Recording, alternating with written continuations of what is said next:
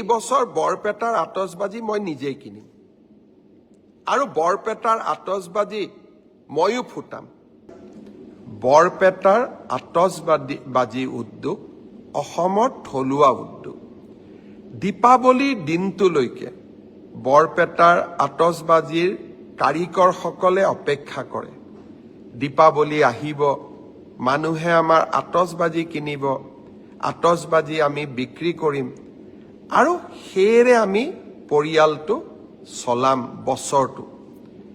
বহুত সপোন লৈ তেওঁলোকে আতচবাজি নিৰ্মাণ কৰে।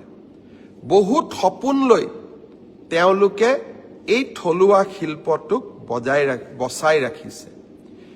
এইকেইদিন কোনোবাই কৈ আছে দীপাৱলীত বোমা ফুটাব নালাগে।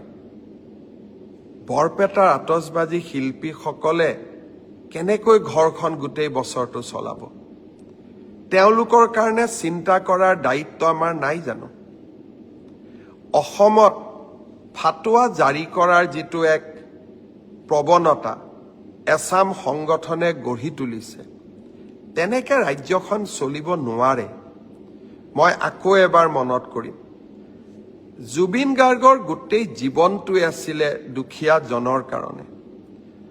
মই ভাবো জুবিন জীয়াই থাকিলে প্ৰথমতে জুবিনে সংগঠনসকলক ক'লেহেঁতেন যে বৰপেটাৰ আতচবাজি শিল্পটোক আমি মৰিবলৈ নিদিওঁ। এই বছৰ বৰপেটাৰ আতচবাজি মই নিজেই কিনিম আৰু বৰপেটাৰ আতচবাজি ময়ো ফুটাম।